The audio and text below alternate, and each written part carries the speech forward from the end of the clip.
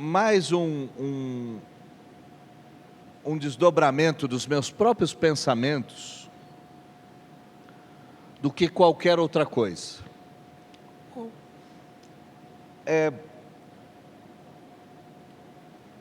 Eu fui treinado durante meu ministério todo,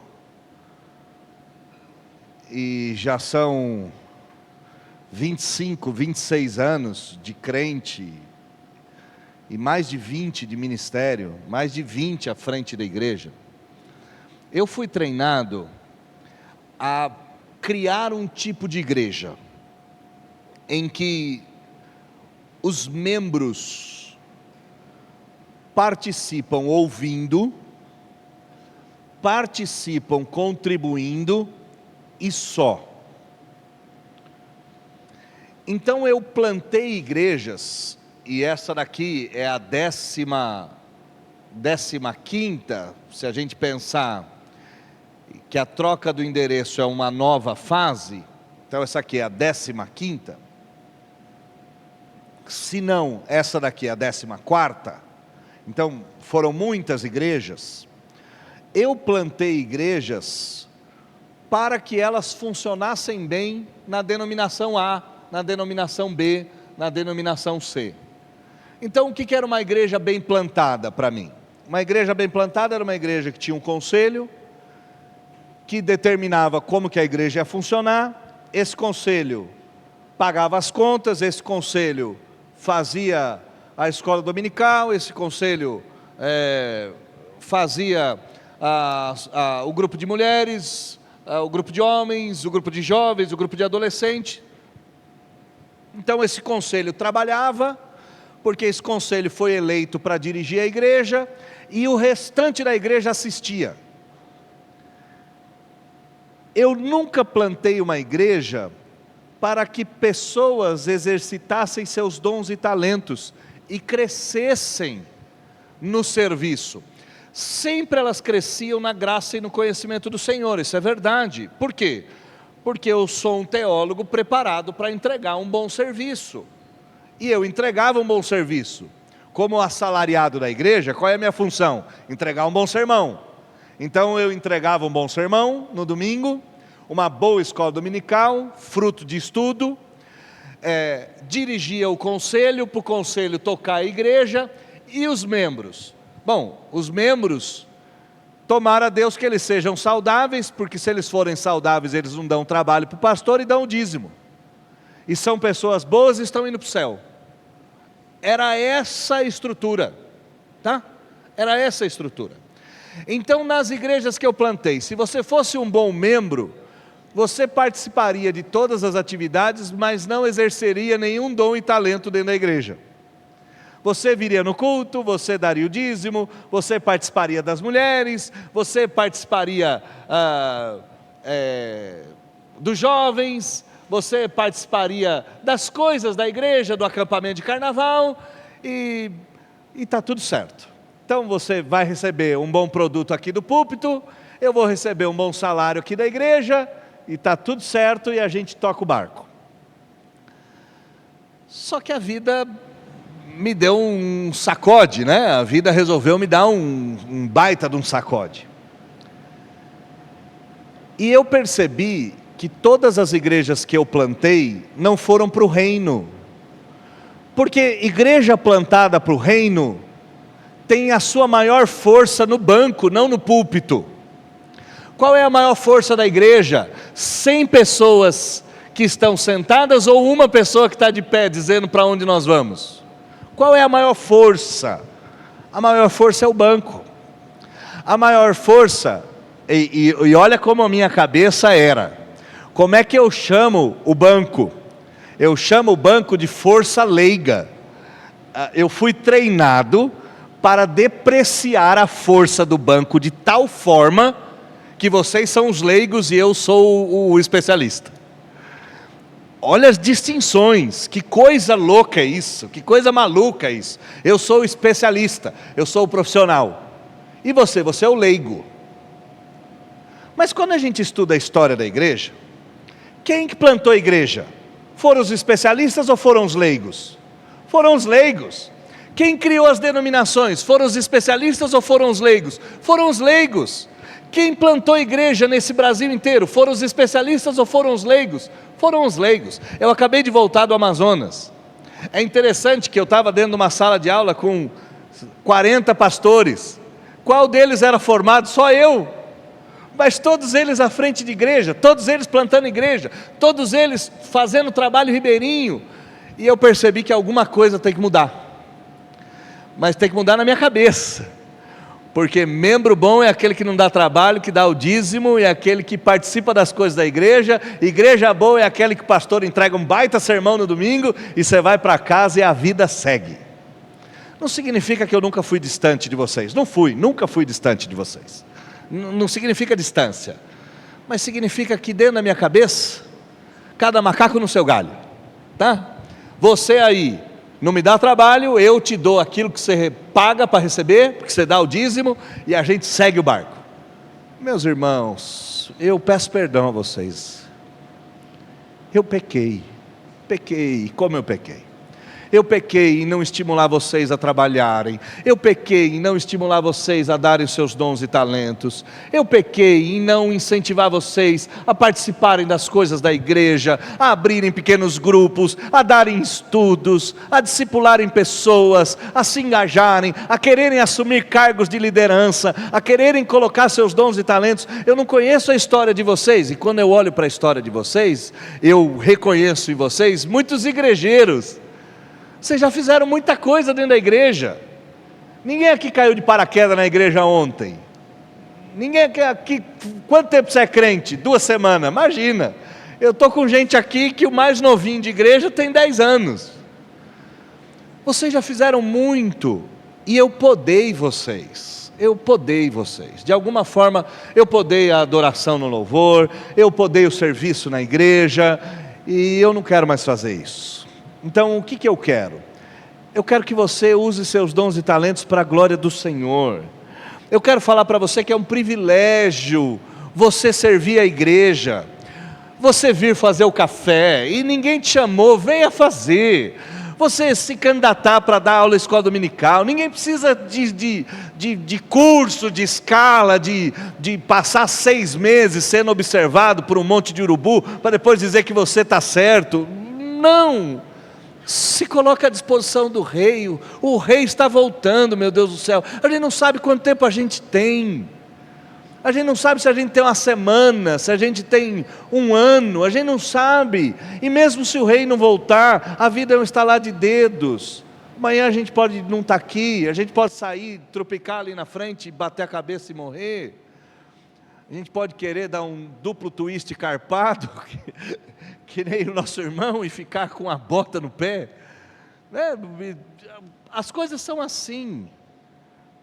Meus irmãos, a igreja, ela é formada pelo banco. A igreja é formada de ovelhas com ovelhas. E eu não sou o primeiro entre pares. Eu não posso ser o diferente dos iguais. Eu tenho que ser igual a vocês. É claro que a gente tem conselho, a gente tem gente liderando a igreja, está tudo certo, essas coisas têm que existir, essas coisas, o sistema de governo tem que funcionar, mas eu não quero mais chamar vocês de força leiga, eu vou criar outro nome para isso, e eu não quero mais ter que colocar as coisas na mão de meia dúzia para fazer. Façam, essa é a igreja de vocês. Se candidatem para tudo, para fazer tudo. Pastor, faz 10 anos que eu não faço, mas eu fui diácono na outra igreja. Eu dei aula de escola dominical durante 10 anos. E faz 10 anos que eu não dou aula de escola dominical. Ano que vem eu quero dar aula. Eu quero participar de alguma coisa, eu quero, na denominação que eu vim, eu era diaconisa, eu sei que aqui não tem, mas eu quero servir. Como é que eu posso fazer? Eu posso chegar mais cedo para abrir a porta? Nem me peça, vem fazer, o Espírito te chama para fazer, e eu não posso carregar o fardo de que eu alejei irmãos e irmãs durante 20 anos como pastor. Quantas pessoas queriam fazer e eu não deixei por causa de um sistema? Eu não vou ficar louco, né? Eu não vou de 8 a 80. Não é meu perfil fazer isso. Então não vou meter o pé em tudo. Mas se engajem, façam as coisas que Deus chamou vocês para fazerem. E Deus chamou vocês para fazerem tantas coisas. Façam essas coisas. Participem dessas coisas. Tem uma igreja inteira para a gente colocar em ordem. E eu conheço parte da história de vocês. E eu sei que alguns de vocês foram machucados demais nas igrejas que passaram. Foram machucados porque tinha um pastor que era maluco. Bom, eu não sou maluco, você sabe disso. Às vezes, né? Ou na maioria das vezes eu não sou. Tá bom? Já tá bom. A maioria dos pastores é maluco em todo tempo. Eu na maioria das vezes não sou. Então tá bom. Mas é um novo tempo na minha cabeça, é um novo tempo no meu coração, é um novo tempo na minha vida, é um novo tempo na nossa história, é um tempo em que a gente faz porque é para Deus, e Deus é merecedor do nosso melhor, e a gente não faz para denominação. Essa é a primeira igreja que eu planto para o reino, e eu não sei ao certo como que é plantar uma igreja para o reino de Deus, eu estou aprendendo isso. É interessante que o especialista, depois de 20 anos, se depara com uma coisa que ele fez tanto, mas nunca tinha feito.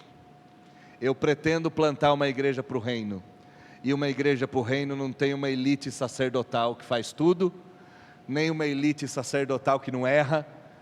Uma igreja do reino de Deus é formada por irmãos e irmãs que colocam a mão na massa e fazem o reino acontecer. Quando disserem, o reino de Deus está lá, o reino de Deus está ali, não acreditais, porque o reino de Deus está no meio de vocês. E é aqui, o reino de Deus está nesses bancos. E esses bancos não são a força leiga.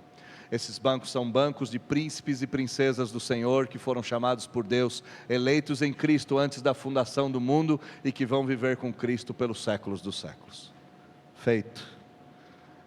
Vamos começar pelo prelúdio? Eu tinha recado para dar, tinha um monte, né? Então vamos lá. Vamos aos recados do coração, que eu passei a noite escrevendo e lembrando de todos eles, e agora eu estou com todos eles aqui, memorizados. Certo, Elô? Tá certo. Nossa agenda.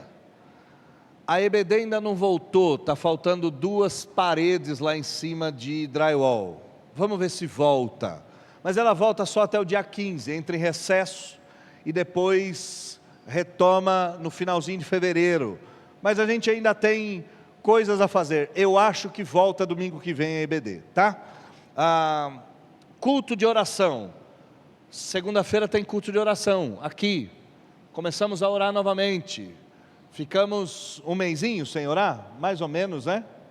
Mais ou menos isso, né, Dulce? Dulce está em todos os cultos de oração, um mesinho sem orar, né? Albert também.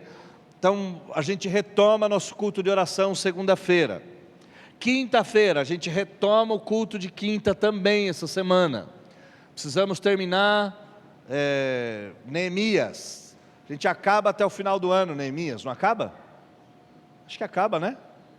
Acho que acaba. Terça, quarta e sexta, nossos pequenos grupos. E olha que interessante. Eu peguei para dirigir os pequenos grupos, olha como isso está enraizado na minha cabeça. Quem dirige o pequeno grupo lá de Valinhos? Daniel, teólogo, bacharel em teologia. Quem dirige o pequeno grupo lá na casa do Bira? O Mendes, 4º anista de teologia, e o Pablo, 3º anista de teologia. Quem dirige o pequeno grupo lá na casa do Cândido? O Ramon, pastor formado. Então eu tenho isso enraizado na minha alma. Me ajuda a arrancar isso daí. Fala, pastor, não, no nosso pequeno grupo eu não quero um teólogo pondo pé aqui. Deus me deu dons e talentos, e eu dirigi pequeno grupo a minha vida inteira, e eu vou continuar fazendo aquilo que eu sempre fiz. É isso que eu quero ouvir de você. E nós não vamos ficar bravos se dos bancos surgir as forças que precisam. Mas olha como é enraizado isso. Quem que eu vou escolher para trabalhar? O especialista. E aí eu mato a igreja mais uma vez. Eu não posso fazer isso. Me ajudem a não fazer mais isso. Me ajudem, pelo amor de Deus. Os pequenos grupos funcionando. A data que a gente tem que salvar. Sábado, dia 13/12, nós teremos um chá de panela para equipar a cozinha da igreja. O encontro vai ser lá na casa da irmã Neia e a gente vai compartilhando. Lembro a vocês, dízimos e ofertas, de acordo com o meu entendimento na Escritura, ele é anterior à lei. Às vezes as pessoas dizem assim, não, mas o dízimo é coisa da lei. Ai meu Deus do céu, onde estava a lei quando Abraão deu dízimo a Melquisedeque? Abraão é antes da lei, a lei só vai surgir em Moisés. Então isso é bobagem. E no Novo Testamento? No Novo Testamento não é mencionado porque aquilo que está estabelecido não precisa ser lembrado. É simples assim. Teologicamente você não precisa voltar a todos os assuntos. Está estabelecido, faça. E Paulo vai implementar um novo sistema de cálculo. Qual é o sistema de cálculo do Novo Testamento do dízimo? Quem tem mais dá mais, quem tem menos dá menos e está tudo certo. E é assim que funciona. 1%, 10%, pouco importa. O dízimo é uma questão de fidelidade. E eu quero dizer uma coisa para vocês interessante. A gente sabe quanto entra, mas a gente nunca sabe quanto sai. É interessante isso. Porque eu posso colocar a nota de 10 e sair uma nota de 100. Eu acredito num Deus que transforma as coisas. Ué, se Deus faz multiplicar comida dentro da nossa casa, se Deus faz roupa durar para sempre, se Deus faz milagre, o dinheiro dá até o final do mês, e bota milagre nisso, o dinheiro durar até o final do mês, né? Então, eu não estou muito preocupado com o que entra, eu estou preocupado com o que sai, e o que sai depende de Deus, mas o que entra passa pela fidelidade dos irmãos, então, nos ajudem. A mudança gerou bastante custo para nós, e a gente vai ter aí um final de ano de bastante desafio administrativo com os recursos. E só para os irmãos terem uma ideia, nosso recurso caiu drasticamente nos últimos meses. Você sabe, eu nunca falo de dinheiro, eu falo de dinheiro 30 segundos, 17 segundos, e hoje vou falar 1 minuto e meio, e depois não vou falar de novo, porque isso é uma coisa obrigatória para a gente fazer.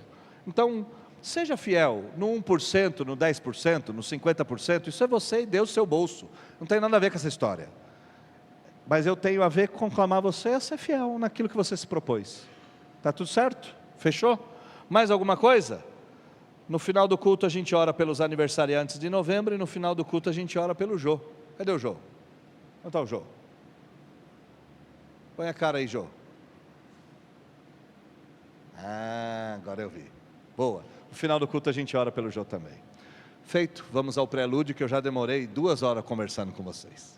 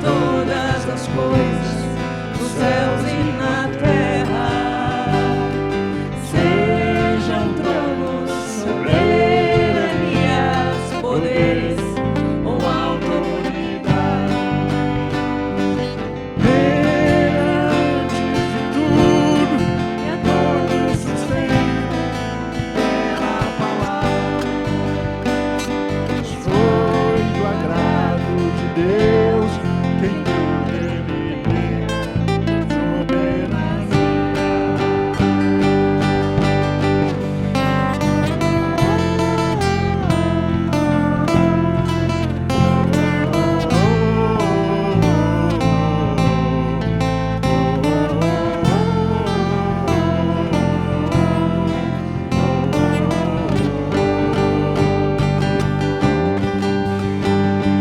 Já não há mais nada que a Ele não pertença. Se tudo existe em casa, cantemos sim. Já não há mais nada que a Ele não pertença. Se tudo existe graça, cantemos sim. Já não há mais nada que a Ele não pertença. Se tudo existe graça, cantemos sim.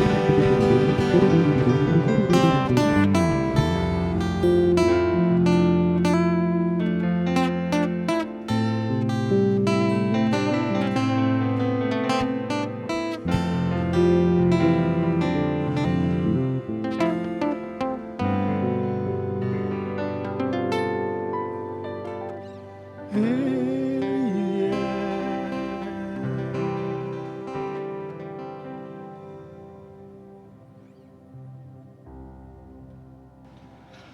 Vamos nos colocar em pé, abrir as nossas Bíblias na carta que Paulo escreveu aos Romanos, capítulo de número 11. Toda a nossa liturgia será em Romanos hoje. Romanos capítulo de número 11, versículo de número 36.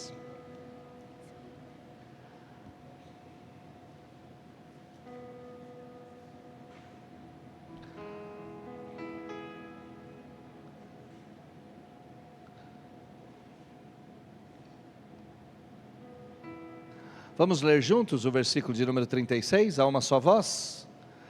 Romanos 11, 36, acharam? Leiamos juntos, todos numa só voz. Porque dele, e por meio dele, e para ele são todas as coisas. A ele, pois, a glória eternamente. Amém. Vamos cantar, porque ele vive.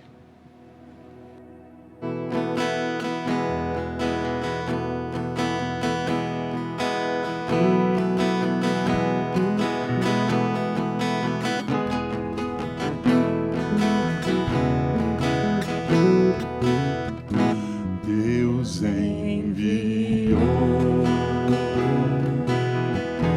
seu Filho amado pra me salvar e perdoar. Na cruz morreu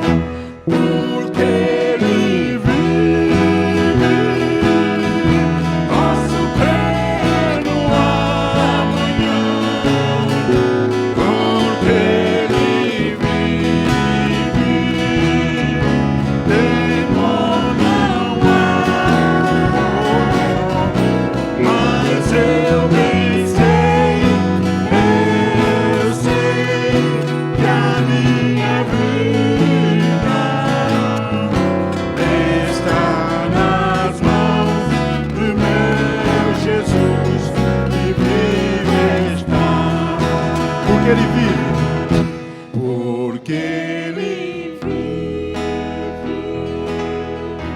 posso crer no amanhã, porque Ele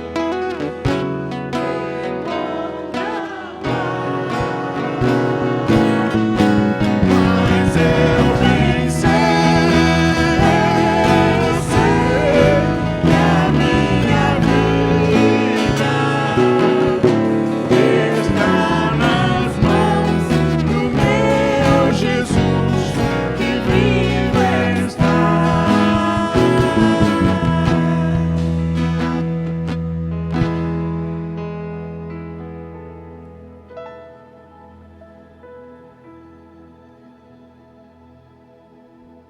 Podem se assentar. Saindo de Romanos 11 para Romanos 7, versículo de número 19.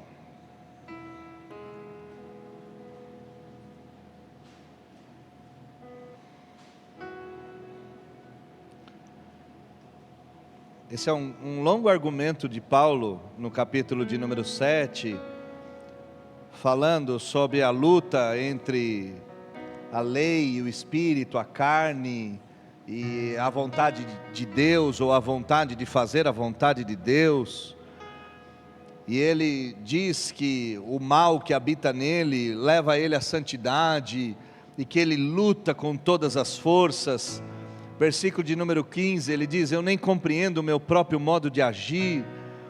Versículo de número 17, versículo de número 18, ele diz: mas eu sei que em mim não habita bem nenhum, mas também existe o bem que eu quero fazer, existe uma loucura.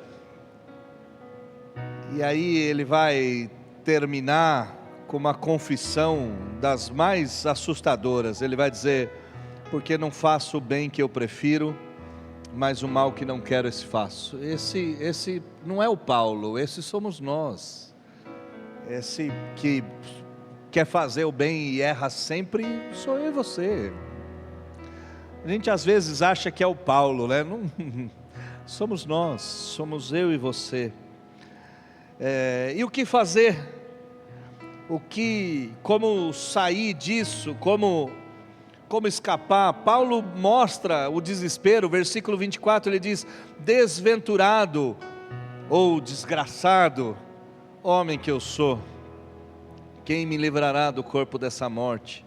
Quem me livrará dessa angústia de querer fazer o bem que eu prefiro, que eu sei que é bom, mas não consigo e faço mal? Quem me livrará? E a resposta está no versículo 25 de maneira glamurosa: graças a Deus por Cristo Jesus nosso Senhor, porque é Cristo que nos ajuda a nos livrar do pecado. Esse é o momento do culto que a gente confessa os nossos pecados a Deus. Esse é o momento do culto que a gente dobra o nosso joelho. Esse é o momento do culto que a gente busca o Senhor. E eu te convido a buscar o Senhor, se possível de joelhos, confessando os seus pecados a Ele. E depois de alguns instantes de oração silenciosa, particular, o grupo de cântico vai começar a tocar uma canção baseada nesse texto. E essa canção será a nossa oração. Quando o grupo de cântico começar, você pode tomar o seu lugar e acompanhar a letra dessa música. E se não conhecer, cante ela na alma. Mas lembrando, graças a Deus por Jesus Cristo, pois Ele é o único que nos livra do corpo dessa morte. Confessemos os nossos pecados a Deus, pois Ele é fiel e justo para nos perdoar.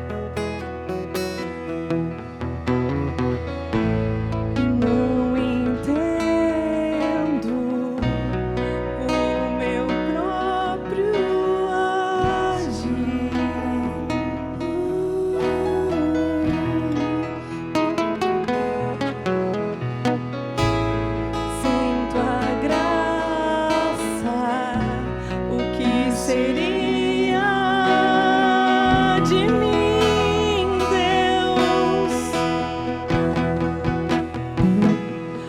Pois o bem que eu quero fazer não faço, e o mal que eu não quero, esse sim acabo cometendo. Em meu ser militam carne e espírito, em uma guerra infindável, a qual eu não me rendo. Pois meu corpo já foi vendido como escravo, e não existe bem nenhum em mim, apenas o pecado. Mas eu sei que no tocante ao meu interior tenho prazer na tua lei. Tu és o meu amado, então liberta-me de mim. Eu quero ser a sua casa.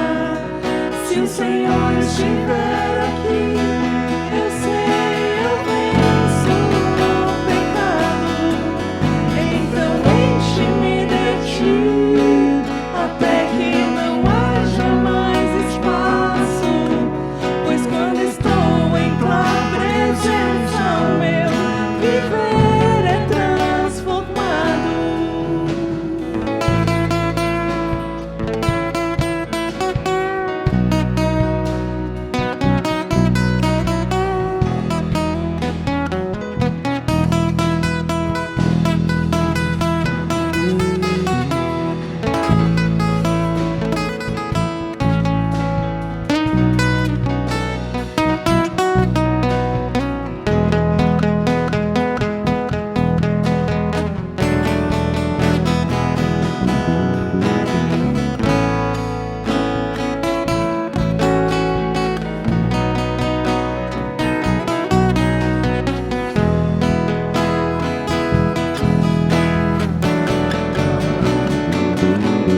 Pois o bem que eu quero fazer não faço, e o mal que eu não quero, esse sim acabo cometendo.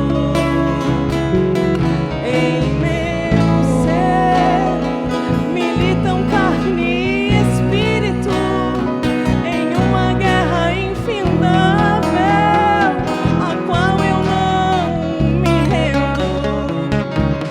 Pois meu corpo já foi vendido como escravo, e não existe bem nenhum em mim, apenas o pecado. Mas eu sei que no tocante ao meu interior tenho prazer na tua lei. Tu és o meu amado, então liberta-me de mim. Eu quero ser a sua casa. Se o Senhor estiver aqui, eu sei, eu venço o pecado. Então enche-me de ti, até que não haja mais espaço. Pois quando estou em tua presença, o meu viver é transformado. E eu passo a ser livre pra viver a tua vontade. E ao te conhecer, todo o meu ser se enche de bondade e reina o Espírito sobre a carne.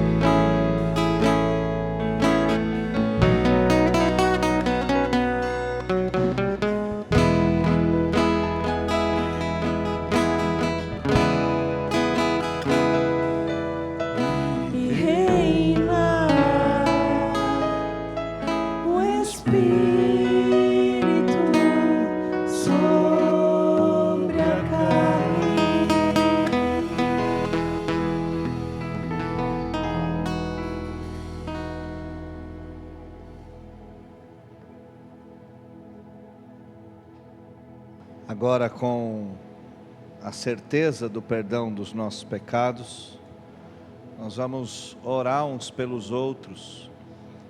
Nós estivemos reunidos em diretoria da igreja essa semana, e são tantos os problemas financeiros, emocionais, são tantos os problemas conjugais, são tantos os problemas de tantas ordens, tantos desajustes, que foi sugerido que a gente tivesse um tempo de oração em dupla, um tempo de oração em trio. Então eu gostaria que nós tivéssemos esse tempo. Você se reunir em duplas ou em trio, as pessoas que estão do seu lado, e um interceder pelo outro nesse instante. Interceder por causas das mais variadas. Tem pessoas lutando pela saúde, tem pessoas lutando para manter o emprego, para manter as contas em dia. Tem pessoas com incerteza de como será o amanhã, não sabe como vai ser o futuro, não sabe se vai ter ou não emprego. Tem gente que acabou de ser mandada embora. Então é tão louco essa vida, e eu acho que é o momento da gente orar uns pelos outros. Então se reúne em dupla, se reúne em trio, compartilhe o pedido de oração um com o outro, ora por causa disso. Isso está angustiando minha alma, isso está atrapalhando minha cabeça, eu não estou conseguindo dormir. E se você é alguém parecido comigo, você não dorme. Ontem fui dormir 2:30 da manhã, as preocupações tomam conta, a gente não sabe como vai ser o amanhã, e a gente vira na cama de um lado para o outro, como se essas coisas fossem resolver alguma coisa, né? E não resolve nada. Mas a oração resolve. A oração do justo tem muito em sua valia. A gente pode interceder uns pelos outros, tem poder nessas coisas. Essas coisas são poderosas. A gente não pode esquecer. A gente não pode esquecer das coisas mais básicas do Evangelho. Orai uns pelos outros, é o que a Bíblia nos diz. Então se juntem em dupla, se juntem em trio, e orem. Orem uns pelos outros. Partilhem os pedidos de oração uns pelos outros. Pergunta para a pessoa que está do seu lado: o que eu posso orar por você? E se o pedido de oração for perdão, porque às vezes os casais chegam aqui em pé de guerra, e se a sua vida é que nem a minha, às vezes o nosso carro parece o Vietnã, né? Parece Saigon, a gente viaja 10 minutos, a guerra sem fim. Ora pedindo perdão, ora pedindo conserto. Faça isso, se junta e ore uns pelos outros. Vamos orar, nós vamos ter uns 3, 4 minutinhos de oração, vamos orar.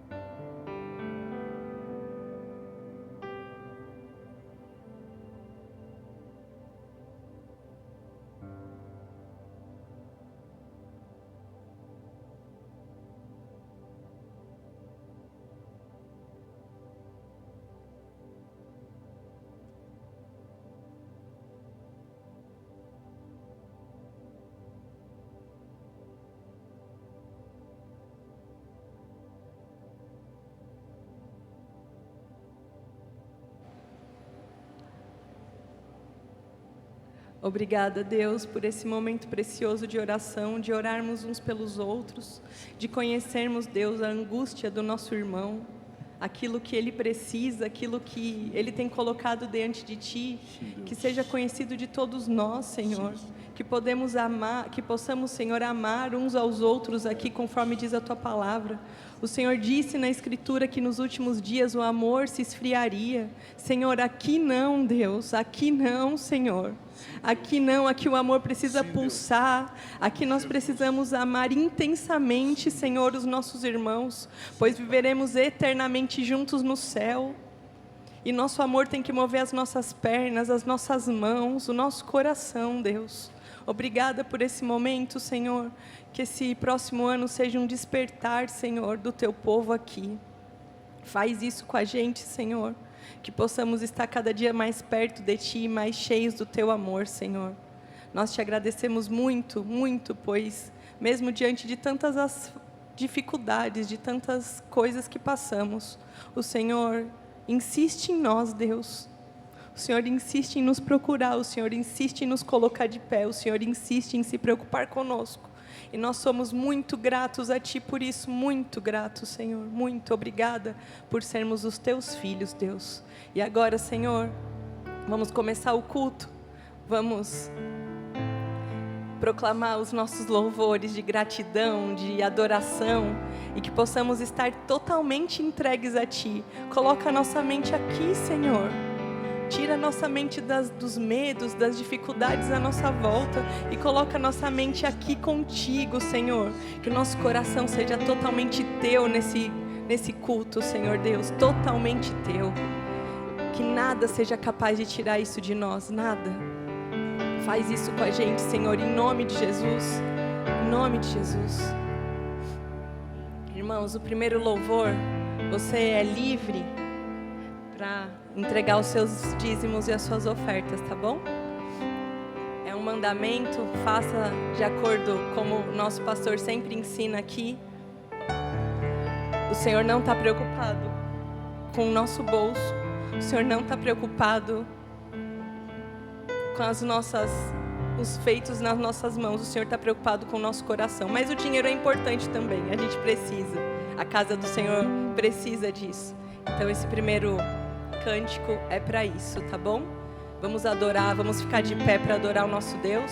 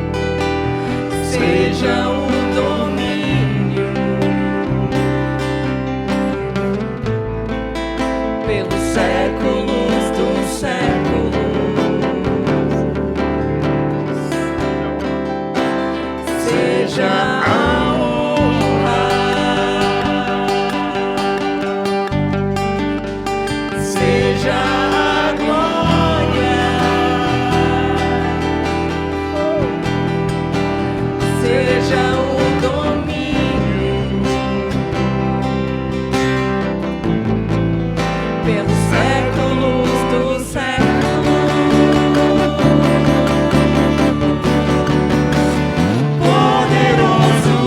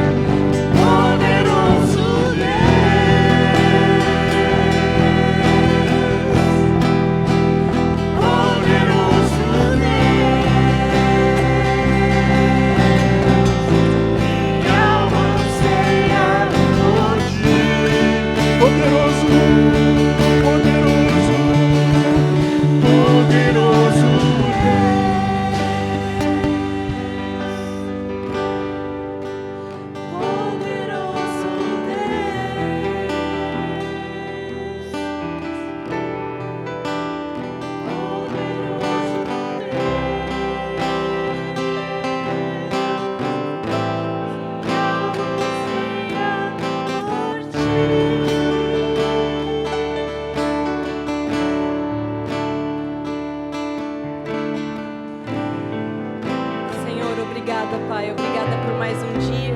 Obrigada por estarmos aqui de pé, com saúde, Senhor. Mesmo com muitos desafios, o Senhor nos trouxe aqui para te adorar hoje. Senhor, depois de orarmos, de confessarmos os nossos pecados, de orarmos uns pelos outros, de cantarmos a Ti, Senhor, o quanto o Senhor é grandioso, poderoso, inigualável. Um dia Te adoraremos, Senhor, de eternidade em eternidade, Deus, sem nos preocupar com nada, com nenhuma tristeza, com nada, Senhor. É isso que tem reservado para nós, logo ali, isso está para nós, Deus. Obrigada, Deus. Obrigada, Senhor. Agora, Senhor, usa o Teu servo, Senhor Deus, coloca ele nas Tuas mãos. Protege ele, Deus, e faça com que ele seja instrumento vivo, Senhor, para falar conosco. Precisamos ouvir a Tua palavra, que é capaz de rasgar nossa alma, de modificar, Senhor, aquilo que precisa ser modificado, que às vezes nós não temos, às vezes não, Senhor, muitas vezes nós não conseguimos enxergar por nós mesmos. Precisamos de Ti, Senhor. Fala com a Tua igreja, fala conosco, Senhor. Inunda a nossa alma, Senhor, do Teu Santo Espírito através da Tua palavra, Pai. Em nome de Jesus. Amém.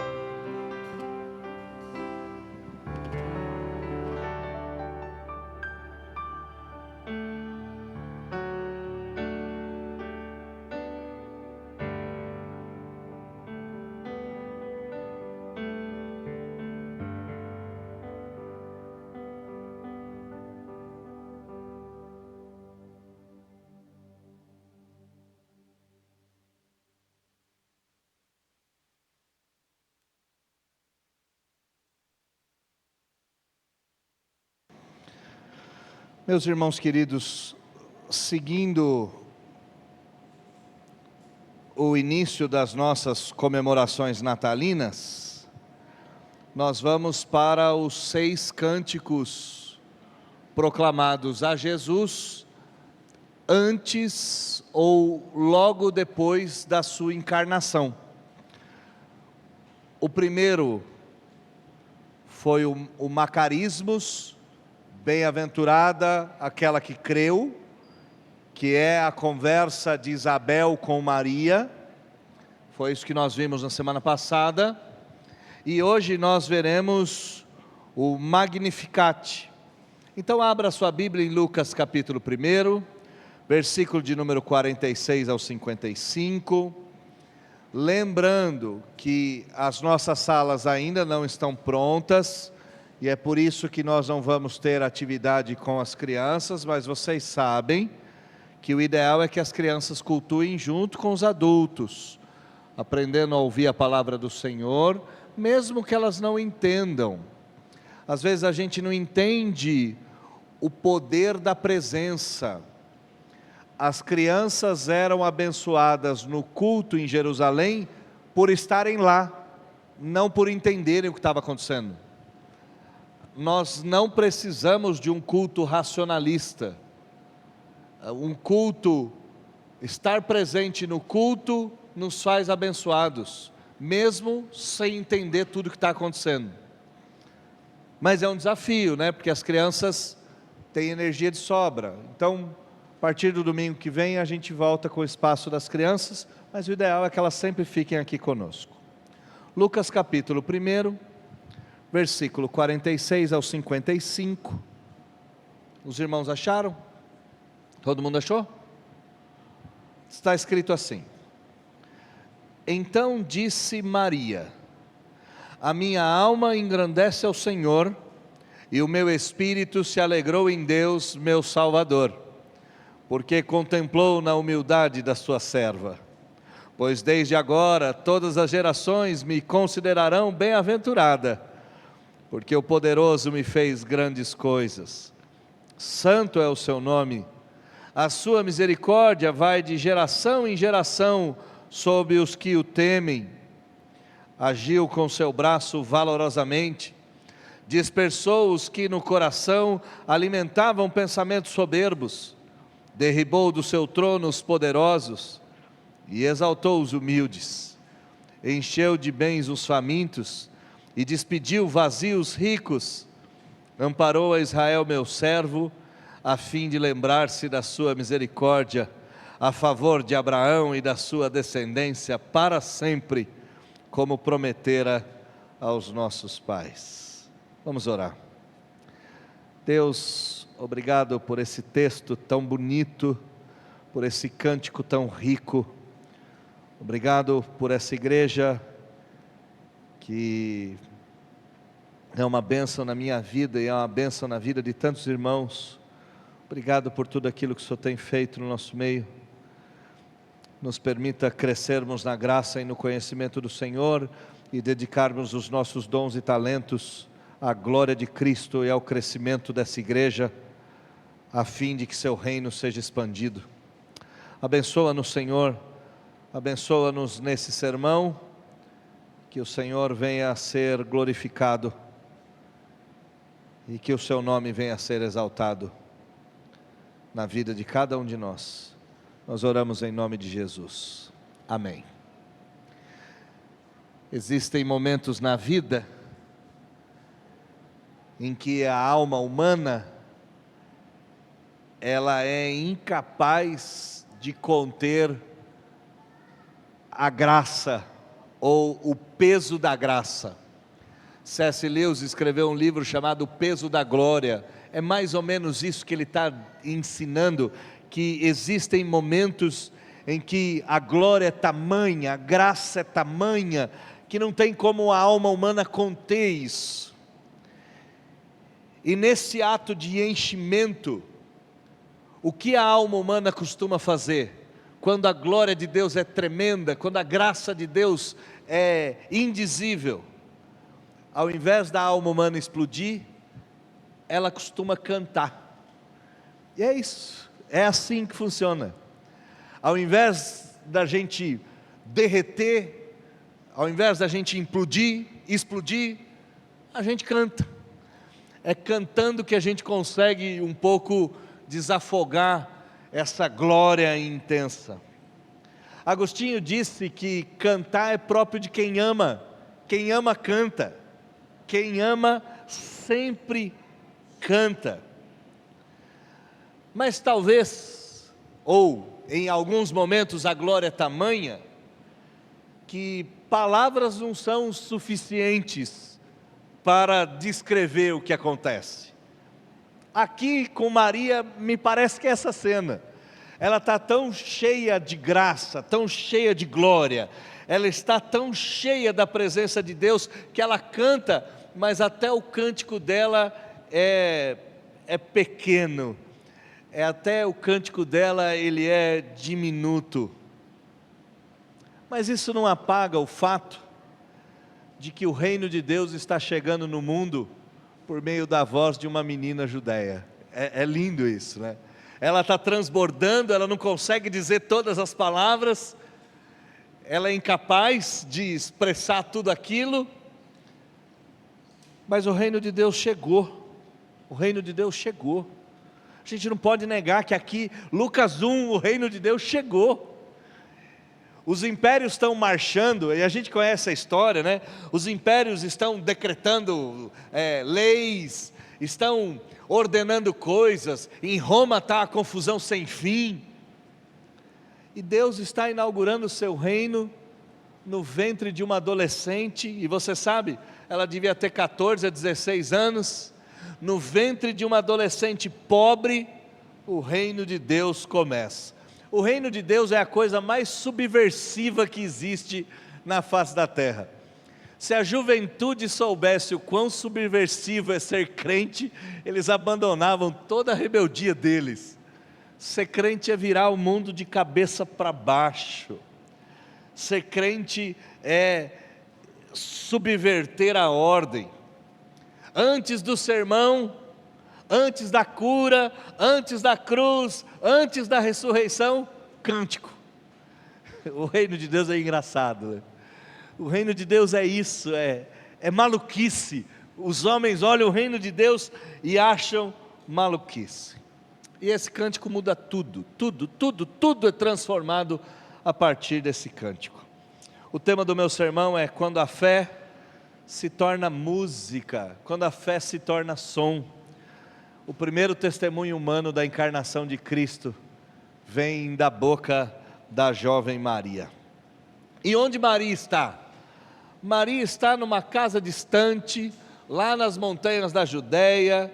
Nenhuma autoridade romana está lá, nenhum sacerdote do templo está lá, nenhum escriba está lá, nenhum líder da religião, da política, da economia, dos exércitos, nada está lá. A única coisa que acontece é duas mulheres, uma jovenzinha que é virgem e está grávida, outra idosa estéril está grávida, e aqui nessa casa humilde, aqui nessa casa com poucas lâmpadas, aqui as duas se abraçam, as duas se beijam, João salta no ventre, Isabel é cheia do Espírito, Maria percebe o que está acontecendo, e não tem nada acontecendo fora delas, está tudo acontecendo dentro delas, e aí o Magnificat surge. O Magnificat surge como música, como som, mas como teologia da mais profunda, como teologia da mais centrada.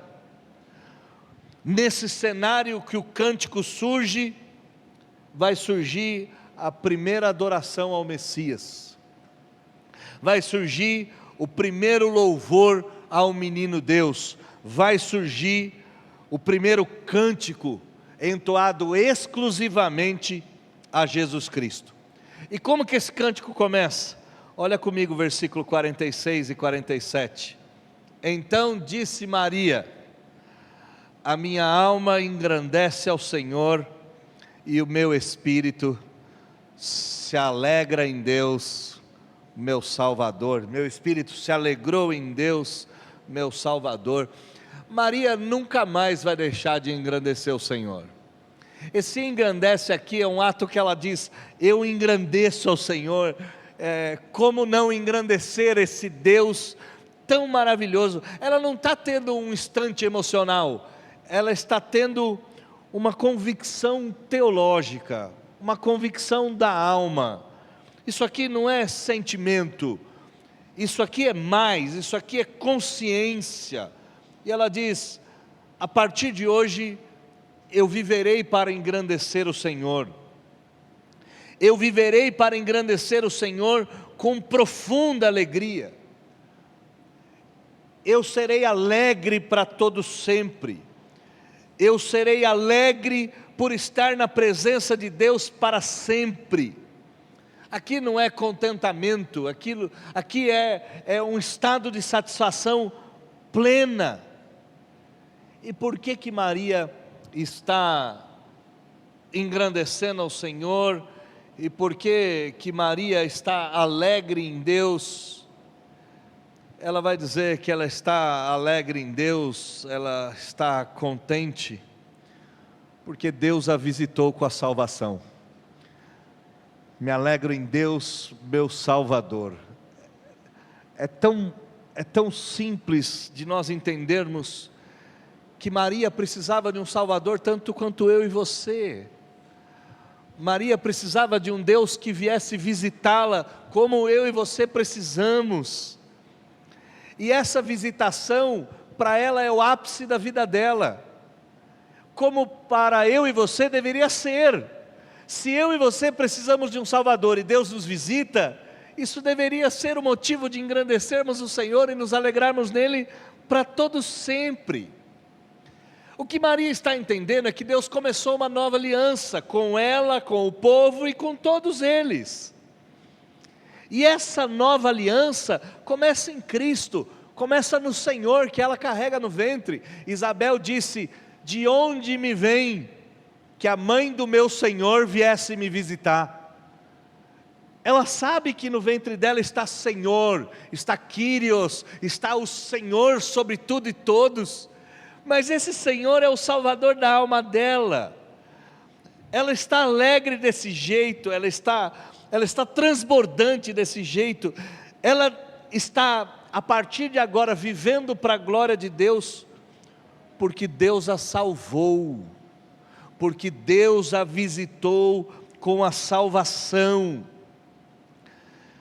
É como se o cântico de Ana fosse reproduzido. Deus me visitou com uma bênção sem fim. Deus me visitou com uma bênção sem fim. E essa bênção sem fim é o Salvador. E olha como Maria se transforma. É lógico que ela não se transforma na mãe de Deus, sendo venerada, sendo adorada. Como é estranho a gente enxergar protestantes voltando ao catolicismo romano. O maluco que eu citei na semana passada, o nome dele é Anderson Silva, e o pastor agora está se assumindo católico. Ai meu Deus, que loucura, que bagunça sem fim. Se a gente percebesse, Maria está se transformando em profeta, não em imaculada. O que ela está fazendo aqui é pregar. E é tão bonito, porque Zacarias está mudo. José não está na cena, está mudo. Os sacerdotes estão mudos. Os anjos ainda estão mudos. Os anjos só vão aparecer mais à frente. A única voz da narrativa é dela. E ela diz: obrigado Deus, porque o Senhor me visitou com salvação. Obrigado Deus, porque o Senhor me visitou com Cristo. Obrigado Deus, porque o Senhor me visitou com o Salvador da humanidade. Se lhe falta motivos para engrandecer a Deus, aqui está o maior motivo de todos. Maria engrandeceu a Deus porque foi salva ou porque foi visitada pelo Salvador. A alegria de Maria deve ser a sua, porque você também foi visitado pelo Salvador em algum momento da vida. Você pode cantar: minha alma engrandece ao Senhor e meu espírito se alegra em Deus meu Salvador, porque me fez coisas grandes. Quando ninguém olhava por mim, quando ninguém pensava em mim, Ele veio e me salvou. É isso que Maria está fazendo. A alma dela está se expandindo, a alma dela está crescendo, ela está louvando esse Senhor. E ela percebe que Deus olha para pequeninos. Deus tem uma predileção por aqueles que ninguém olha. E é verdade isso, porque Israel, sendo a menor das nações, se tornou o povo de Deus. Um povo que nada era, se tornou o povo do Senhor. Olha o versículo 48 a 50. Porque contemplou na humildade da sua serva, pois desde agora todas as gerações me considerarão bem-aventurada, porque o poderoso me fez grandes coisas. Santo é o seu nome, a sua misericórdia vai de geração em geração. Deus olhou para mim, é o que Maria está dizendo. Deus não olhou para ela porque fez dela ventre, não. Deus olhou para ela porque trouxe a salvação. E o olhar de Deus não é um olhar que percebe, é um olhar que penetra, é um olhar que rasga. E o que Deus viu nela? Nada. Ela era mais humilde, condição social humilde, uma jovenzinha sem expressão nenhuma, uma menininha de alguma vila esquecida, uma menina como qualquer outra daquele tempo. Maria não era uma princesa, Maria não era uma rainha, Maria era uma menina de pés descalços. E ela diz: porque o Senhor contemplou a humildade da sua serva. O Senhor não levou em conta. Olha que interessante, o reino de Deus começa exatamente no lugar onde o mundo não pode fazer nada. O que o mundo podia fazer por essa menina? O que o mundo podia fazer por Isabel, velha e infértil?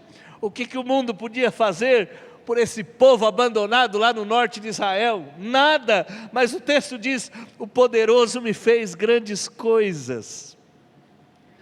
O poderoso me salvou. O poderoso me amou, o poderoso me viu, o poderoso me visitou, o poderoso me escolheu. É isso que ela está dizendo.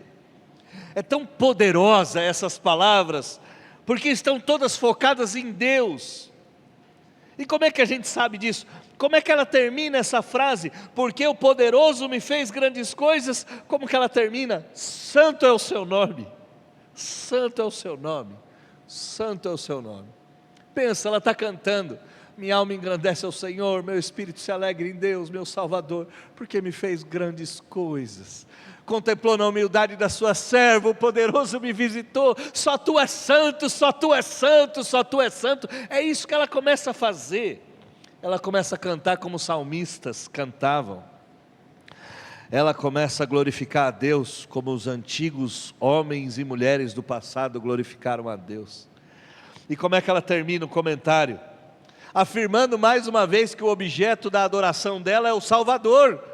Ela termina dizendo: agiu com braço, versículo 50, a sua misericórdia vem de geração em geração. A sua misericórdia não tem fim. Obrigado, Deus, porque a sua misericórdia me alcançou. É isso que a menina de 14, 16 anos, com o Cristo aprisionado em seu ventre, com o Rei da Glória diminuto em forma de bebê, canta. E é tão bonito isso, porque o poderoso aparece na precariedade, o poderoso aparece lá na montanha, o poderoso aparece na pobreza, o poderoso aparece nos pés descalços, o poderoso aparece nas duas mulheres. A gente às vezes acha que o reino de Deus só passa pelos especialistas. Como é loucura pensar nisso, né? Nenhum sacerdote, nenhum escriba, nenhum governador, nenhum intérprete da lei, nenhum levita, nenhum profeta. Só duas mulheres comuns contempladas pela graça e pela misericórdia do Senhor. E essas duas mulheres começam o reino. Uma vai chamar Deus em Cristo Jesus de Senhor, a outra vai chamar Deus em Cristo Jesus de Salvador. A base de toda a teologia do Novo Testamento é dita por duas mulheres num encontro, num casebre em algum lugar, e isso dura para sempre. Olha que doidice, que maluquice. O que isso nos aponta? Que Deus sempre subverte as nossas categorias. Não, Deus vai falar se eu fizer teologia, Deus vai falar se eu fizer o meu mestrado, Deus vai falar se eu fizer meu doutorado. Se Deus quiser falar, Ele usa uma jumenta, e Ele fala profundamente, profundamente. O Magnificat revela que Deus vê o pequenino, o Magnificat derruba todo o orgulho, e põe o mundo de ponta cabeça. Olha o versículo 51 ao 53, olha como Maria enxerga o que vai acontecer a partir daí, a partir dela, a partir da encarnação, não a partir dela como fonte, mas a partir daquilo que nela está sendo gerada. Versículo 51, agiu com braço valorosamente, dispersou os que no coração alimentavam pensamentos soberbos. Versículo 52, derrubou do seu trono os poderosos e exaltou os humildes. Versículo 53, encheu de bem os famintos e despediu vazio os ricos. Sim, agiu com braço poderoso. É o Deus que intervém na história, é o Deus que liberta, é o Deus que vem mudar o mundo. E se Ele tinha feito coisas extraordinárias, sarça arder, mar abrir, machado flutuar, aqui Ele faz a virgem engravidar.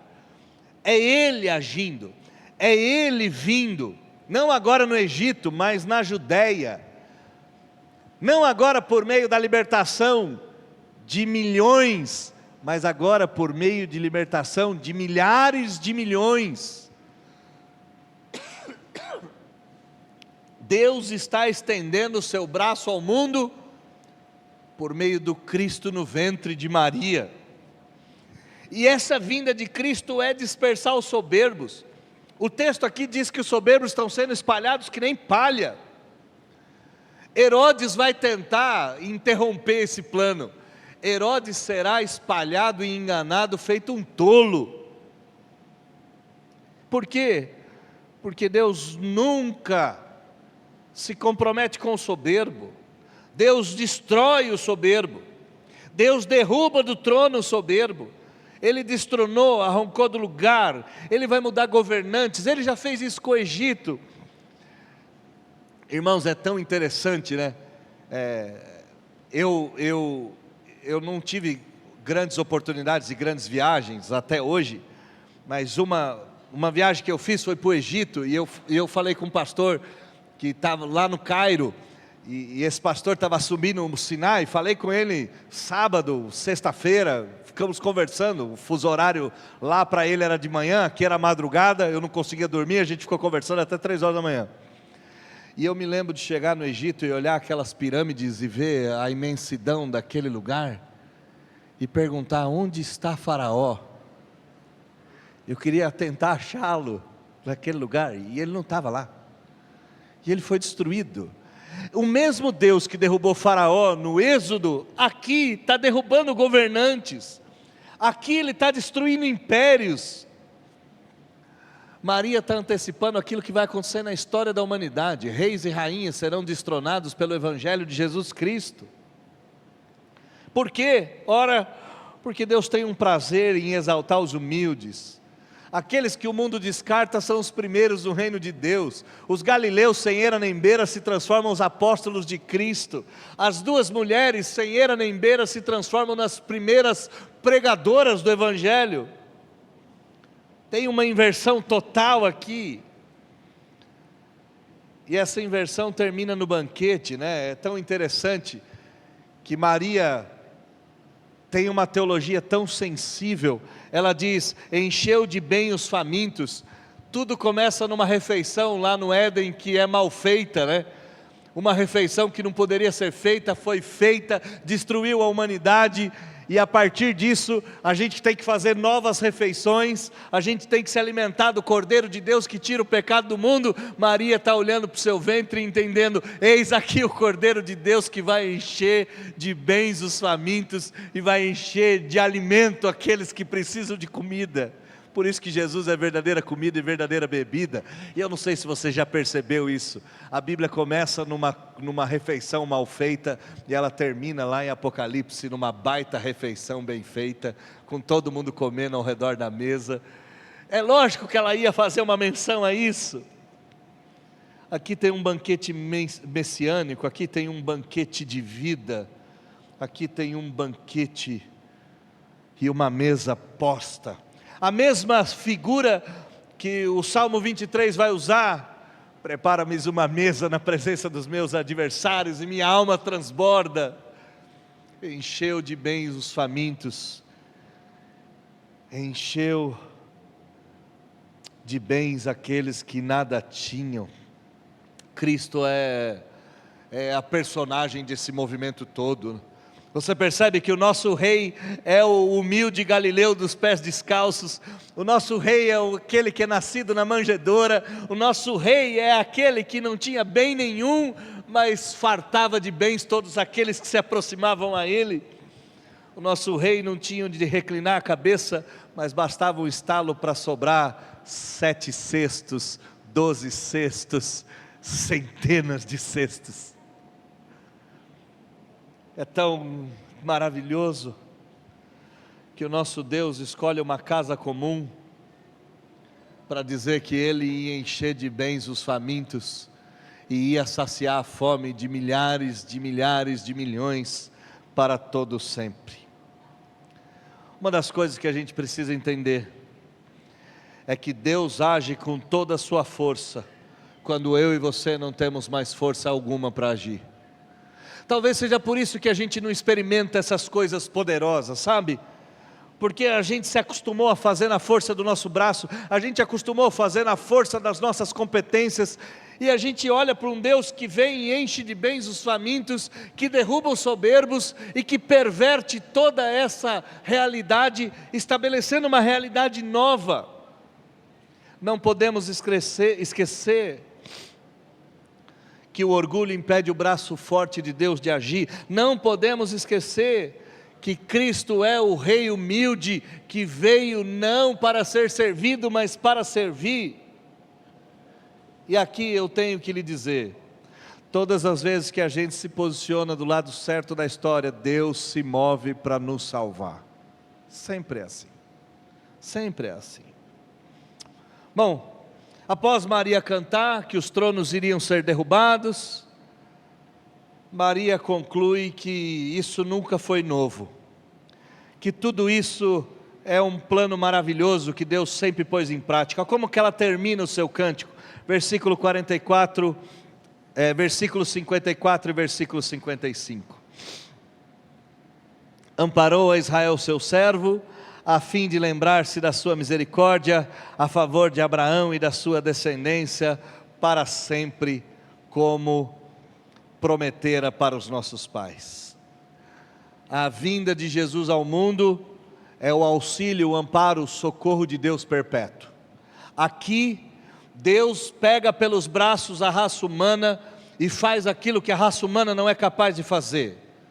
A citação aqui de Isaías 41, que Maria está citando de alguma forma, Deus está carregando o seu povo como um pai que carrega o filho.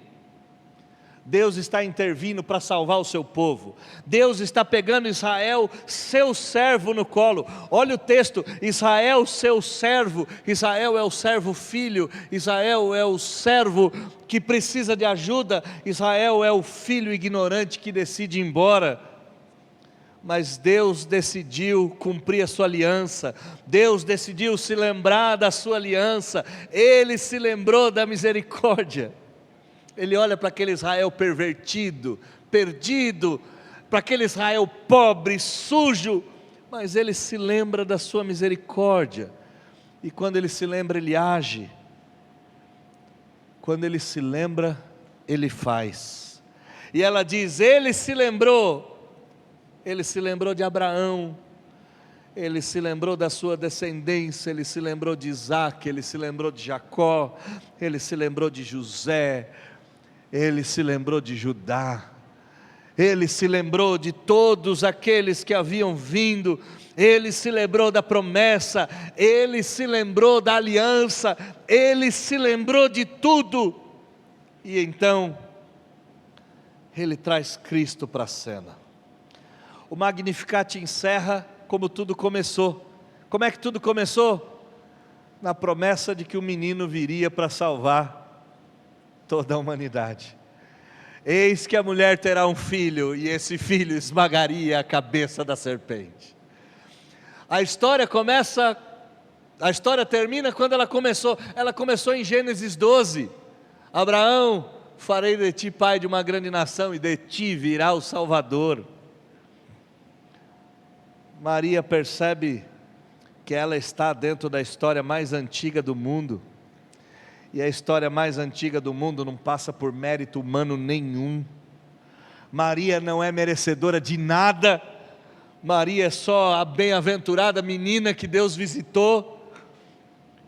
E por não ter mérito nenhum, a única coisa que ela fez foi cantar. E ela não canta.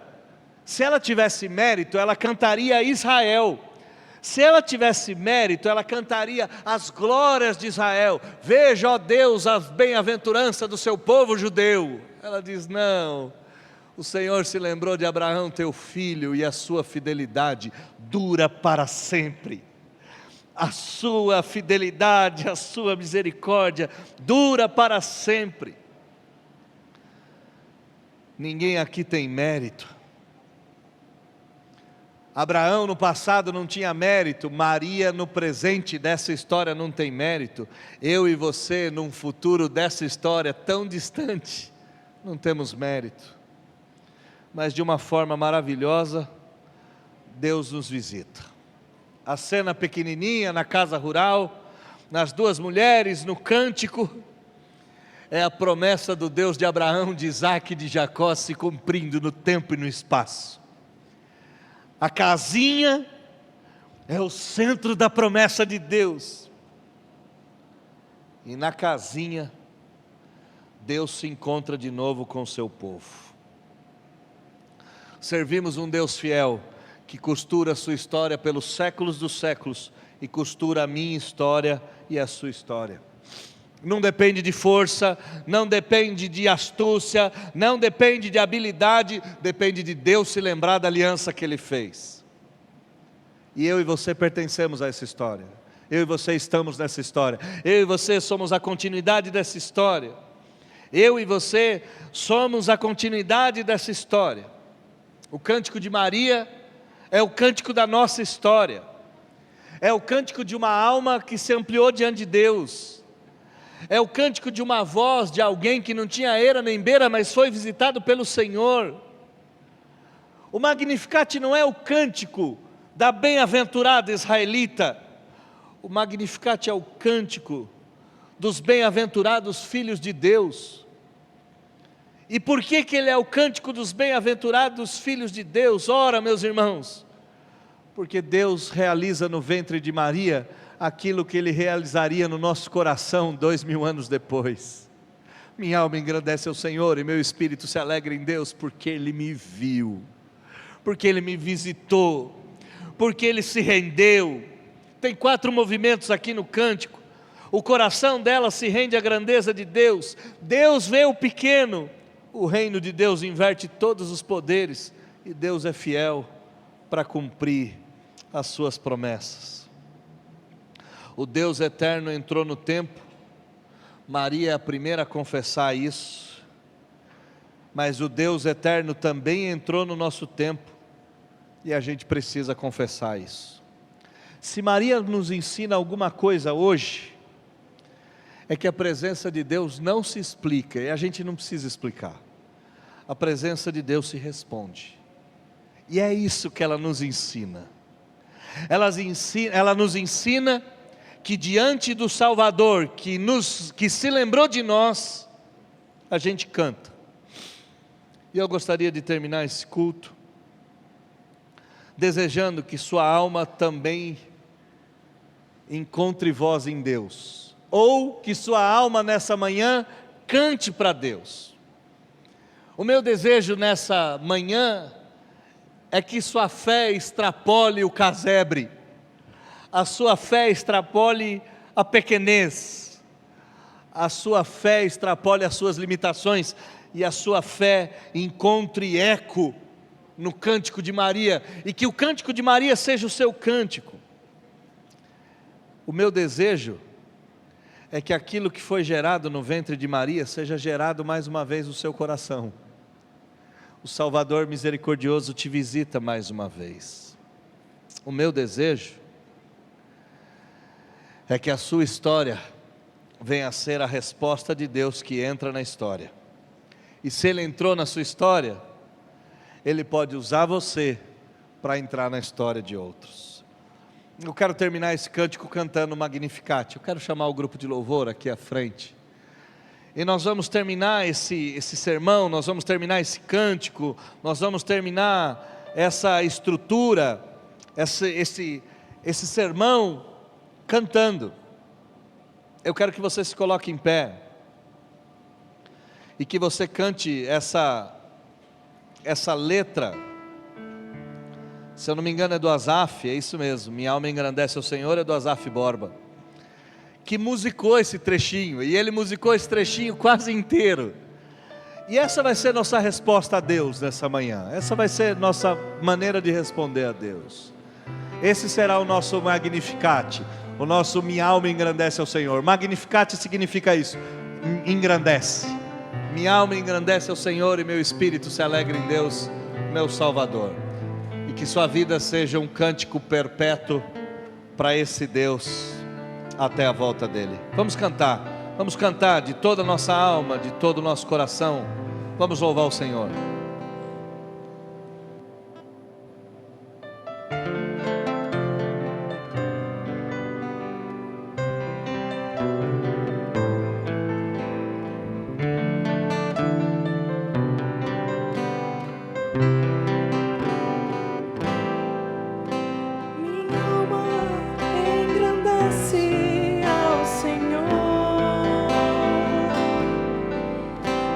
espírito se alegra em Deus, meu Salvador, pois com poder tens feito grandes coisas e com misericórdia demonstrado amor.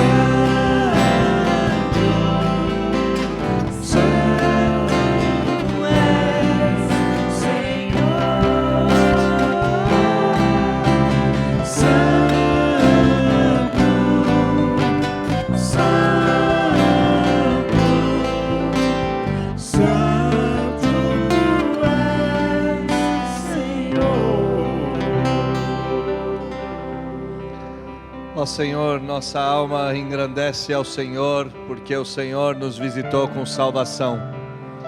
Obrigado, Senhor, porque nós não tínhamos nada, estávamos perdidos, éramos como ovelhas desgarradas, mas o Senhor não se atentou à nossa pequenez e nos visitou com a glória da salvação. Nosso peito se encheu de alegria desde então, e passamos a viver com o Salvador junto de nós.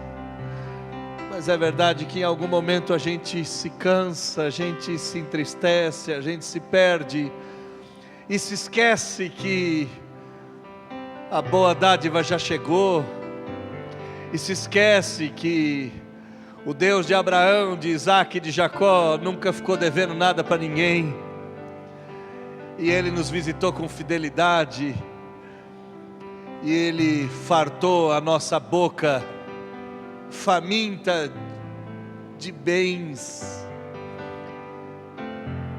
e Ele nos trouxe para o centro da história da salvação,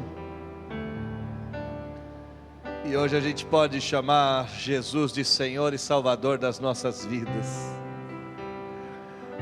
Somos bem-aventurados, assim como Maria foi. Engrandecemos ao Senhor, assim como Isabel e Maria fizeram. Bem-aventurado todos aqueles que creram, foi o que Isabel disse. Somos bem-aventurados, porque fomos visitados. Não nos permita esquecer, não nos permita entristecermos, não nos permita fracassarmos. E quando tudo parecer estranho e confuso, que nos lembremos que só o Senhor é santo, que o seu braço forte age em nosso favor, e que o Senhor cuidará de nós para todo sempre. E quando a gente se lembrar dessas coisas, que a gente cante: minha alma engrandece ao Senhor, e meu espírito se alegra em Deus, meu Salvador. Muito obrigado, Deus, por quem o Senhor é, por tudo que o Senhor faz. Nós oramos em nome de Jesus. Amém e amém. Pode se sentar. Não. Vamos receber a bênção primeiro, depois eu deixo com que vocês se sentem.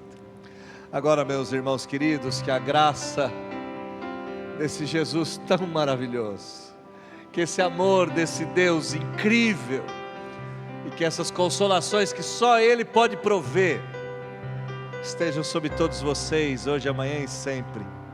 Amém. Pode se assentar. Eu queria chamar aqui os